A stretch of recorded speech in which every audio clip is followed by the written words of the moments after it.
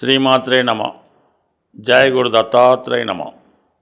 ఈ వీడియోలో మనం జూలై 1 నుంచి డిసెంబర్ 30 మధ్యలో జరిగే అర్ధ సంవత్సర ఫలితాలు తెలుసుకునే ప్రయత్నం చేద్దాం. సాధారణంగా మన ఆంగ్ల సంవత్సరాది ప్రకారం 2025 సంవత్సరంలో సుమారుగా మనం 6 నెలలు కంప్లీట్ చేసుకోవడం జరిగింది. సరే, ఈ మొదటి 6 నెలల్లో కొద్దిమందికి బాగున్నప్పటికీ మరికొద్దిమందికి ఇబ్బందులు. అంటే ముఖ్యంగా ఈ 6 నెలల్లో మొదటి 6 నెలల్లోనే మనకి శని భగవానుడు మారడం జరిగింది. అలాగే గురుగ్రహం కూడా మారడం జరిగింది. అలాగే రాహు కేతువు కూడా ఈ మొదటి 6 నెలల్లో మారడం వల్ల కొంతమందికి అనుకూలంగాను మరికొంతమందికి ప్రతికూలంగాను రావడం జరిగింది. అయితే ఈ ద్వితీయార్థంలో అంటే సెకండ్ హాఫ్ జూలై నుంచి డిసెంబర్ మధ్యలో మేజర్ గ్రహాలైనటువంటి శని, గురువు, రాహువు, కేతువు పెద్దగా వీటి మీద మార్పులే ఉండే అవకాశం లేదు. యాజిటీజ్గా ఈ గ్రహాలన్నీ కూడా అదే పొజిషన్లో డిసెంబర్ 31 వరకు ఉండడం జరుగుతూ ఉంటుంది. అయితే ముఖ్యమైనటువంటి గ్రహాలు శని భగవానుడు, గురుగ్రహం వక్రగమనం పొందడం జరుగుతుంది. మరి ఈ రెండవ 6 నెలల్లో నవంబరు 12వ తారీఖు నుంచి గురుగ్రహం వక్రగమనం పొందడం జరుగుతుంది. ఎప్పటిదాకా? మార్చి 11 వరకు కూడా ఈ గురుగ్రహం అంటే మనకి ఈ అర్ధ సంవత్సరంలో ఈ నవంబర్ 12 నుంచి సుమారు ఒక 50 రోజులు గురువు వక్రించే ఉంటాడు. దాని తర్వాత కూడా కొన్నాళ్ళు వక్రగమనం, అది నెక్స్ట్ వీడియోలో తెలుసుకుందాం. అలాగే అక్టోబరు 13వ తారీఖు నుంచి శనిగ్రహం వక్రగమనం పొందడం జరుగుతుంది. జనవరి 20 వరకు అంటే ఇంచుమించుగా ఈ అక్టోబర్ 13, నవంబరు, డిసెంబర్ మొత్తం శనిగ్రహం మనకి మీనరాశి అందే వక్రగమనం పొందడం జరుగుతుంది. అంటే ఈ వక్రగమనం పొందడం వల్ల కొంతమందికి అనుకూలంగాను మరికొంతమందికి ప్రతికూలంగాను మారడం జరుగుతుంటుంది. అంటే వక్రించిన గ్రహం ఏం చేస్తుందంటే తను ఉన్న స్థానం నుంచి 12వ స్థానాన్ని కూడా వీక్షించడం, అంటే అక్కడ ఫలితం కూడా ఇవ్వడం జరుగుతుంది. ఆ విధంగానే దృష్టి కూడా మరి ఈ 3 భావాల మీద అంటే శనికి ఉన్నటువంటి 3, 10 భావాలతో పాటు 7వ భావం యొక్క దృష్టి కూడా మారడం జరుగుతూ ఉంటుంది. అంటే డబల్ యాక్టింగ్ చేయడం జరుగుతూ ఉంటుంది. అలాగే గురుగ్రహం కూడా మనకి నవంబర్ 12 నుంచి వక్రగమనం పొందడం వల్ల ఇంచుమించుగా మళ్ళా బ్యాక్ వచ్చి ఫలితం ఇచ్చినట్టు కనబడుతుంటుంది. అయితే ఈ వక్రించిన గ్రహాలు ప్రధానంగా ఏం చేస్తాయంటే మనం ఒక మొదటి 6 నెలలు చేసిన ప్రయత్నాల్లో ఏమైనా విఫలమై ఉంటే ఈ గురువు వక్రించినప్పుడు మళ్ళీ ఇంకొకసారి ప్రయత్నం చేయమని ఆ గురుగ్రహం మనకి చెప్తూ ఉంటుంది. మనం ఏదో వివాహం కొరకో, ఉద్యోగం కొరకో, ఏదైనా ధనం కొరకో, సంతానం కొరకో ప్రయత్నం చేసి ఉంటాం. ఈ సమయంలో అంటే మంచుమించు జనవరి నుంచి అనుకొని మనకి నవంబర్ 11 వరకు ఏ ప్రయత్నం చేసినా విఫలమైంది. కాబట్టి గురువు వక్రించిన తర్వాత ఏంటంటే మళ్ళీ ఇంకొకసారి మనం ప్రయత్నం చేస్తే ఆ ప్రయత్నం నెరవేరే అవకాశం ఉంది. అంటే సాధారణంగా ఎవరి జన్మజాతకంలో గురువు వక్రగమనంలో ఉంటాడో వాళ్ళకి పనులన్నీ కూడా గురువు వక్రించి ఉన్నప్పుడు మాత్రమే జరుగుతుంటాయి. అంటే గోచార రీత్యా గురువు వక్రించి మీ జన్మజాతకంలో గురువు వక్రించి ఉంటే కంపల్సరిగా ఈ గురువు వక్రించినప్పుడు మీరు ఏ పంతాలు పెట్టినా అవ్వడం జరుగుతూ ఉంటుంది. కాని వారు కూడా ఇంకొకసారి ప్రయత్నం చేస్తే ఫలితం దక్కుతుంది. అప్పటికి కూడా అవ్వకపోతే దాన్ని కంప్లీట్గా వదిలివేయచ్చు. శని భగవానుడు కూడా మనకి అక్టోబర్ 13 నుంచి వక్రగమనం పొందడం జరుగుతుంది. శని ఉద్యోగకారకుడు కాబట్టి మరి గతంలో ఉద్యోగ ప్రయత్నం చేసి ఫెయిల్ అయినా లేదా మనకి ఉద్యోగం పోగొట్టుకున్నా తిరిగి సంపాదించడానికి ఈ శని భగవానుడు మీకు అనుకూలిస్తాడు. అలాగే మీ జన్మజాతకంలో శని భగవానుడు వక్రించుంటే గోచార రీత్యా శని వక్రించినప్పుడు మీకు సాధారణంగా శుభ ఫలితాలు రావడం జరుగుతుంటుంది. అందుకనే చాలామంది గురుబలం పెరగాలన్నా శని బలం కావాలన్నా వారి జన్మజాతక ప్రకారం వక్రించిన టైం కొరకు ఎదురు చూస్తుంటారు. కామన్గా ఆ వక్రించినటువంటి సమయంలో చాలా వరకు వారి పనులు కూడా సక్సెస్ అవ్వడం జరుగుతుంటుంది. ఇది కొంత అనుభవం బట్టి అది ఉంటుంది. కాబట్టి మనం ఉపయోగించుకున్న దాన్ని బట్టి ఆ ఫలితం ఉంటుంది. కాబట్టి కొన్ని ముఖ్యమైన ఫలితాలు రేపు 6 నెలల్లో ఏ ఏ రాశికి ఏ విధంగా జరుగుతుంది అన్న విషయాన్ని తెలుసుకునే ప్రయత్నం చేద్దాం ఈ వీడియోలో. జూలై 1 నుంచి డిసెంబర్ 31 మధ్యలో జరగబోయే అర్ధ సంవత్సర ఫలితాలు మిథున రాశి వారికి ముందుగా ప్లాన్ చేసుకోవడానికి మనకి సూచనగా ముఖ్యమైన విషయాలు తెలుసుకునే ప్రయత్నం చేద్దాం. అయితే ఈ మిథున రాశి వారికి దశమ స్థానంలో శనిగ్రహ సంచారం. ఈ రాశి వారికి మన మొదటి 6 నెలల్లో ఎలాగున్నప్పటికీ కూడా జూలై తర్వాత ఈ రాశి వారికి ఎస్పెషల్లీ ఉద్యోగపరమైనటువంటి ఒత్తిడి పెరుగుతుంది. తద్వారా అభివృద్ధి కూడా రావడం జరుగుతుంటుంది. ఎస్పెషల్లీ అక్టోబర్ 13 తర్వాత శని భగవానుడు వక్రగమనం పొందడం జరుగుతుంది. సో అందువలన ఏంటంటే ఆ సమయంలో మీకు ఉద్యోగపరంగా కొన్ని మార్పులు రావడం జరుగుతుంది అన్నమాట. ఎస్పెషల్ ఏంటంటే మీరు గతంలో ఏదైనా ఉద్యోగం కొరకు ప్రయత్నం చేసి ఉన్నా, ఏదో కారణంలో ఉద్యోగంలో బ్రేక్ వచ్చి ఉన్నా అక్టోబర్ 13 తర్వాత తిరిగి మళ్ళా మీరు ఏదైతే సాధించాలనుకున్నారో అది సాధించడం జరుగుతుంది వృత్తిపరంగా.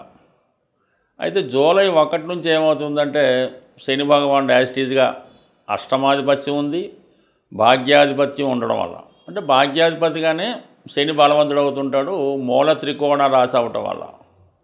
అటువంటి శని భగవానుడు దశమస్థాన సంచారం వల్ల వృత్తిలో ప్రమోషన్ వస్తుంది, తద్వారా చేంజ్ కూడా రావడం జరుగుతుంది. కాబట్టి బట్ ఏదైనా మీ ప్రయత్నం బట్టి ఆధారపడి ఉంటుంది. అది కంపల్సరిగా మీకు ఈ మార్పు అన్నది ఈ రెండవ 6 నెలల్లో వృత్తిపరంగా మాత్రం కంపల్సరిగా వృత్తిలో అభివృద్ధి, చేంజు, అలాగే మళ్ళీ మీ ప్రయత్నం బట్టి పాత పొజిషన్లోకి రావడం కూడా జరిగే అవకాశం ఉన్నది. దాని తర్వాత గురువు ఇంచుమించుగా ఈ రాబోయే 6 నెలలు కూడా ఇదే రాశిలో సంచరించడం జరుగుతూ ఉంటుంది. సో దాన్ని బట్టి ఏంటంటే మనకి చాలా వరకు మీలో ఉన్నటువంటి ఆలోచన విధానం కానీ, పనిచేసే విధానంలో చాలా నైపుణ్యం పెరగడం కానీ, రోజు ఉన్నటువంటి దైనందిన జీవితంలో ఏదో పూజ పునస్కారాలు చేసుకోవడం, అలాగే దైవత్వం ఉట్టిపడేలా మీ యొక్క వేషధారణ చేంజ్ రావడం జరుగుతుంటుంది. అలాగే చాలా సంస్కారవంతంగా నిజాయితీగా ఉండడం జరుగుతూ ఉంటుంది. అంటే కొంతమందికి ఎక్కువ స్వీట్స్ మీద, భోజనం మీద ఆసక్తి పెరగడం వల్ల కొద్దిగా అందంగా తయారవడం కానీ, అమ్మాయిలు అయితే మరీ లావుగా కనబడడానికి కూడా అవకాశం ఉంటుంది. కాబట్టి అటువంటి అవకాశం ఉన్న వాళ్ళు కొద్దిగా స్లిమ్గా ఉండడానికి ఆ విధంగా కూడా చర్య తీసుకుంటే మంచిది. బట్ ఏదైనా నవంబర్ 12 తర్వాత మనకి ఈ గురుగ్రహం వక్రించడం జరుగుతూ ఉంటుంది. ఈ కారణం వల్ల ఏంటంటే మళ్ళీ 12వ స్థానానికి గురువు వస్తాడు. ఎక్కడైనా గురువు 12లోకి వచ్చినప్పుడు ఎలా ఉంటుందంటే జాతకుడికి మంచి కార్యక్రమాలకి ధనం ఇన్వెస్ట్ చేయడానికి కారణం అవుతుంటుంది. ఏదైనా ఒక శుభకార్యం, పుణ్యకార్యం చేయడం జరుగుతూ ఉంటుంది. పిల్లల యొక్క చదువు కొరకు, వారి యొక్క అభివృద్ధి కొరకు ఎక్కువ ధనం ఖర్చు పెట్టడం జరుగుతుంది. అలాగే సంతానాన్ని ఆశించే దంపతులకి ఈ నవంబర్ 12 తర్వాత మాత్రం కంపల్సరీగా సంతాన లాభం కలుగుతూ ఉంటుంది. సో ఈ విధంగా మీకు మొత్తం మీద ఈ సంవత్సరంలో గురువు సంబంధించినటువంటి విద్య, సంతానం, ధనం విషయంలో అనుకూలత ఉంది. ఏదో ఒక శుభకార్యం మాత్రం ఈ సంవత్సరంలో మీరు అంటే రాబోయే 6 నెలల్లో డిసెంబర్లోపు, ఎస్పెషల్లీ నవంబర్ 12 తర్వాత జరిగే అవకాశం ఉన్నది. ఇది ఈ రాశి వారికి ప్రత్యేకత. దాని తర్వాత రాహు 9వ స్థానంలో ఉన్నాడు. రాహు 9వ స్థానంలో ఉన్నప్పుడు మీ యొక్క ధర్మ కార్యక్రమాలకి కొద్దిగా విరుద్ధంగా తన యొక్క ఆలోచన మారుతూ ఉంటుంది. అంటే ఇంటర్ కాస్ట్ మ్యారేజ్ని ప్రోత్సహించడం కానీ, ఇతర మతస్థుల్ని ప్రోత్సహించడం కానీ, ఇతర మతస్థుల యొక్క ఆలోచనలు, అలవాట్లు మనం స్వీకరించడం కానీ కొద్దిగా ఫారెన్ కల్చర్లా కనబడుతుంటుంది. ఇది ఈ రోజుల్లో కామన్ అయినప్పుడు కూడా కొంత సాంప్రదాయవాదులకు ఎలా ఉంటుందంటే కొంత ఇబ్బందికరంగా ఉండే అవకాశం ఉన్నది. అలాగే మీ కుటుంబంలో కూడా సరిగ్గా ఏదో ఒక ఇలాంటి ఇంటర్ కాస్ట్ మ్యారేజ్ లాంటివి జరగడం, మీరు దానికి అటెండ్ అవ్వాల్సి రావడం, ఇవన్నీ కొద్దిగా ఇబ్బంది కలిగినప్పుడు కూడా కొంతమందికి ఇది అనుకూలంగానే ఉంటుంది. ముఖ్యంగా ఎలా ఉంటుందంటే బాగా దూర ప్రాంతంలో ఉన్నటువంటి కొన్ని పుణ్యక్షేత్రాలు, అంటే మామూలు హిందూ సంబంధించినవి కాకుండా వెస్ట్రన్ సంబంధించింది, క్రిస్టియన్ సంబంధించింది, ఏదో ముస్లిం కంట్రీ వాళ్ళకి సంబంధించిన పుణ్యక్షేత్రాలని దర్శించడానికి కూడా ఈ అవకాశం ఎక్కువగా రావడం జరుగుతుంది. మొత్తం మీద ఓకే, 9వ స్థానం అన్నది మనలో ఉన్నటువంటి జ్ఞానాన్ని పెంచుతూ ఉంటుంది కాబట్టి ఆ విధంగా ఏదైతేనే మన జ్ఞానం కూడా పెరుగుతుంది. అలాగే కేతువు 3వ స్థానంలో సంచరించడం చాలా వరకు కేతువు కుజుడిలాగా పనిచేసి మీకు ఒక విధమైన కొత్త ధైర్యాన్ని ఇవ్వడం జరుగుతూ ఉంటుంది. ఇది క్రీడారంగం వారికి బాగుంటుంది, అలాగే డిపార్ట్మెంట్లో ఉన్న వాళ్ళకి బాగుంటుంది. సో ఏదైనా విషయాన్ని ముందుగా ఎలాగుంటుందంటే కేతు 3వ స్థానంలో ఉన్నప్పుడు ఒక ప్రయత్నం ఇమీడియట్గా ఫెయిల్ అవుతుంది. రెండోసారి ప్రయత్నం చేయడం వల్ల అది సక్సెస్ అవ్వడం జరుగుతూ ఉంటుంది. ఈ విధంగా ఇంచుమించుగా మిథున రాశి వారికి అన్ని గ్రహాలు కూడా ఏదో విధంగా మంచి ఫలితాలు ఇవ్వడం జరుగుతుంది. ఎస్పెషల్లీ 7వ స్థానంలో ఈ గురు శనిల సంయుక్త దృష్టి పడటం వల్ల వివాహం కాని వారికి మాత్రం 100% మరి ఈ సంవత్సరం నవంబర్ నెల అటు ఇటుగా చాలా ఎక్కువ ఛాన్సెస్ వివాహం చేయడానికి అవకాశాలు ఉన్నాయి. ముఖ్యంగా ఈ గ్రహాల స్థితిని గమనించినప్పుడు ప్రతి రాశి వారికి కూడా ఈ రాబోయే 6 నెలల్లో అంటే ప్రధాన గ్రహాలైనటువంటి శని భగవానుడు మీనరాశిలో ఉండడం, మరి రాహు కుంభరాశిలో ఉండడం, కేతువు సింహరాశిలో ఉండడం, అంటే పాపగ్రహాలు ఏ రాశుల్లో ఉంటాయో ఆ రాశులకి సంబంధించినటువంటి పరిహారం చేసుకుంటే మనకి ఆ గ్రహాలు యోగిస్తాయి. శుభగ్రహాలు మనం పెద్దగా ఏం పరిహారం చేయక్కర్లేదు, అవి ఆటోమేటిక్గా యాక్టివేట్ అవ్వడం జరుగుతూ ఉంటుంది. శుభగ్రహాలు ఇచ్చే ఫలితాన్ని పాపగ్రహాలు అడ్డుకుంటాయి కాబట్టి మనం ఈ పాపగ్రహాలకి పరిహారం చేయవలసి ఉంటుంది. అదే ముఖ్యంగా ఎక్కువగా ఈ శని గురువు ఈ 2 గ్రహాలు ప్రధానంగా ఈ రాబోయే 6 నెలల్లో ప్రతి ఒక్కళ్ళ జాతకం మీద ప్రభావం చూపుతుంది. ఎందుకంటే వక్రించిన గ్రహం తన బలాన్ని విశేషంగా పెంచుకుంటుంటుందన్నమాట. ఆ కారణం వల్ల సహజ భాగ్య రాజ్యాధిపతులైనటువంటి ఈ 2 గ్రహాలు అంటే మనకి ఒక లక్ష్మీనారాయణ యోగం ఏర్పడినట్టు ఈ 2 గ్రహాలు మనకి ప్రభావం చూపుతూ ఉంటాయి. ఈ సమయంలో మీరు ఏం చేయాలంటే కళ్యాణం చేయించవలసి ఉంటుంది. అంటే ఎవరికి చేయించాలి? వెంకటేశ్వర స్వామి కళ్యాణం చేయించడం వల్ల కంప్లీట్గా మీకు శుభం జరిగే అవకాశం ఉంది.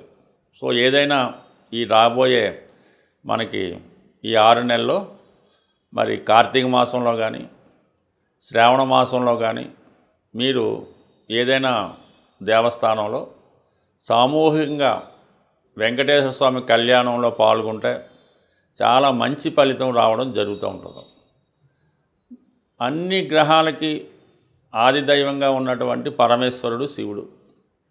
వీలున్నవాళ్ళు ఏదైనా ఒక పంచారామాలు కానీ ఇటువంటి శివుని యొక్క ముఖ్యమైన క్షేత్రాలు ఒక్కసారి దర్శించడం మంచిది. అంటే ఏ ప్రాంతంలో ఉన్నవాళ్ళు ఆ ప్రాంతంలో ఉన్నటువంటి దేవాలయంలో చేయడం వల్లే ఎక్కువ ఫలితం రావడం జరుగుతూ ఉంటుంది.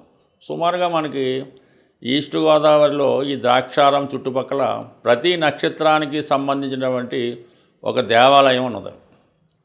ప్రతి నక్షత్రానికి ఒక దేవాలయం ఆ చుట్టుపక్కల ఊళ్ళో ఉండడం జరుగుతుంటుంది. ఆ విషయాన్ని మనకి ద్రాక్షారామం దేవాలయంలో డిస్ప్లే చేయడం కూడా జరుగుతూ ఉంటుంది. ఏ నక్షత్రం వారు ఆ నక్షత్ర దేవాలయాన్ని సందర్శించడం వల్ల వారి యొక్క దోషం కూడా పరిహారం అవుతుంటుంది. అవకాశం ఉన్నవాళ్ళు ఒక్కసారి మీరు ప్రయత్నం చేయండి.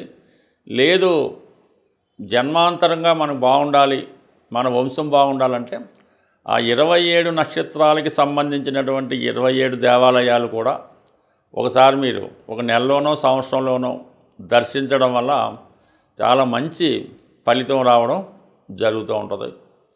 సో ఇది మనం కష్టపడి సాధించవలసిన ఫలితాలు. సూక్ష్మంలో మోక్షం రావాలి, చిన్న ప్రయత్నంతో విఘ్నేశ్వరులాగా మొత్తం ఫలితం రావాలనుకుంటే గోసేవను మించింది లేదు. మరి ఏదైనా గోసేవ అంటే ఆవుకి 2 అరటిపళ్ళు ఒక బెల్లం ముక్క పెట్టడం అయితే కాదు. కంప్లీట్గా మీకు ఓపిక ఉంటే ఏదో ఒక రోజు ఆ గోశాలని శుభ్రంగా తుడిసి అక్కడ ఉన్నటువంటి ఈ ఆవు పేడ ఇవన్నీ కూడా శుభ్రం చేసి ఆవుకి మంచి వాతావరణం వచ్చేలా పెట్టడం, తర్వాత ఆవుకి శుభ్రంగా స్నానం చేయించి తర్వాత ఆవుకి తగు విధంగా సేవ చేసి పసుపు కుంకాలు అలంకరించడం వల్ల కనీసం ఒక దానికన్నా చేసుకుంటూ ఈ సేవ కన్నా మీరు ఆ గోశాలను శుభ్రం చేయడం వల్ల వచ్చే సేవ చాలా అఖండం. మీరు చాలా ఆర్థిక ఇబ్బందుల్లో ఉన్నారు, అసలు ఏ దారి లేదు అనుకున్న వాళ్ళు ఒకసారి పవిత్రంగా నిర్వహిస్తున్నటువంటి గోశాల సందర్శించి అక్కడ ఒకసారి ఒక రోజంతా సేవ చేసి శుభ్రం చేయండి. 100% మన్నాడు నుంచి మీ ఆర్థిక పరిస్థితి ఏ విధంగా మార్పు వస్తుందో చూడండి. ఇది కంప్లీట్గా నేను ఛాలెంజ్ చేసి చెప్తున్నాను. ప్రయత్నం చేసి చూడండి. సక్సెస్ మాత్రం చాలా గొప్పగా ఉంటుంది. స్వస్తి.